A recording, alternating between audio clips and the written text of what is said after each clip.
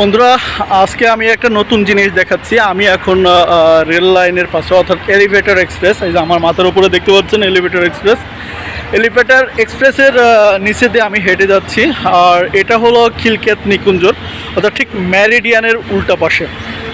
এই দেখেন মেরিডিয়ান, এই যে মেরিডিয়ান, এই যে ঠিক মেরিডিয়ানের উল্টা পাশে দেখেন এলিভেটর এক্সপ্রেস, আর এই সাইডে দেখেন রেল লাইন।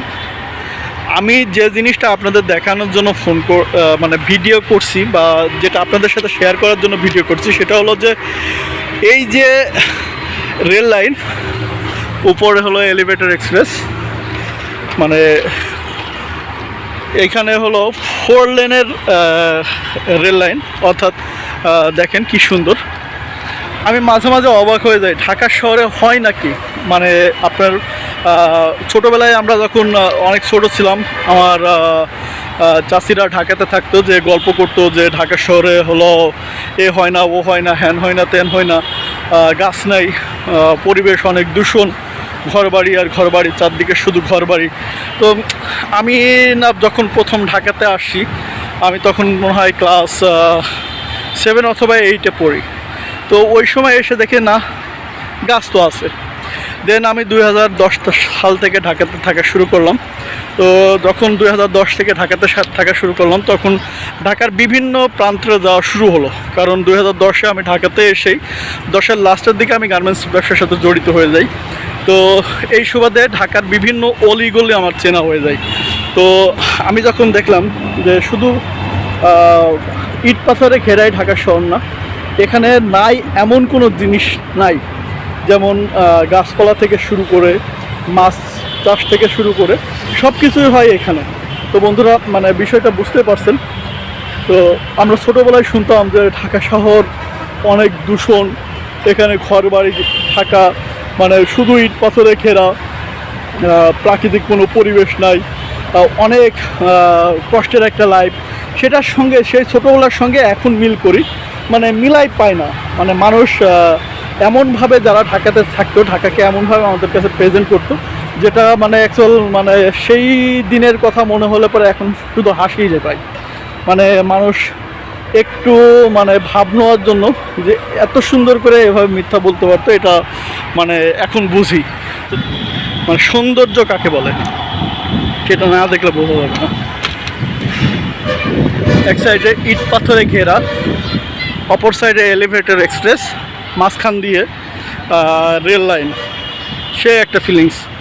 আমি ওয়েট করতেছি, এই যে ট্রেন আসতেছে, ট্রেনটা আপনাদের দেখাবো। দেখেন অলরেডি কথা বলতে বলতে পরের কারণে ইনফরমেশন, সেটা হলো যখন রেল লাইন দিয়ে হাঁটবেন অবশ্যই সচেতন থাকবেন, কারণ হুট করে পিছন থেকে ট্রেন চলে আসতে পারে, আপনার অ্যাক্সিডেন্টের কারণটা হতে পারে। দেখেন, ওয়াও, সেই ফিল, দেখেন কত সাহস।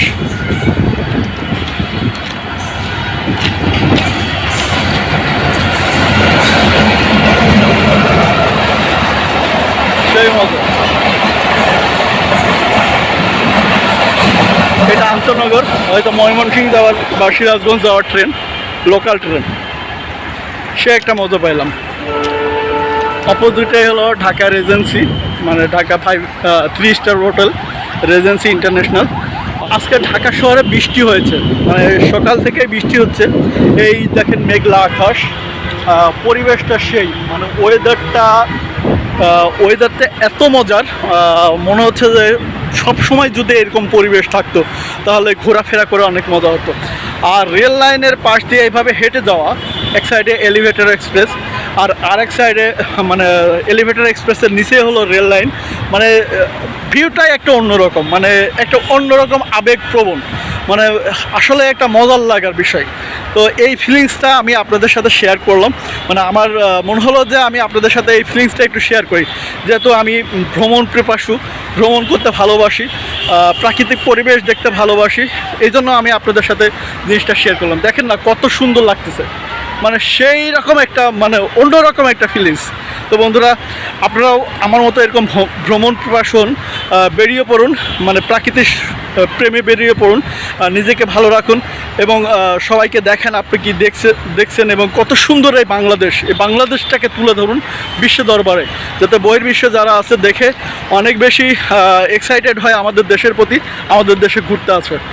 তো বন্ধুরা সবাই ভালো থাকুন, আর আপনাদের কাছে একটা রিকোয়েস্ট করব, আমার চ্যানেলটি অবশ্যই সাবস্ক্রাইব করবেন আর বেল আইকন বাটনটি অন করে রাখবেন পরবর্তী ভিডিও পাওয়ার জন্য। সবাই ভালো থাকুন, আল্লাহ হাফেজ।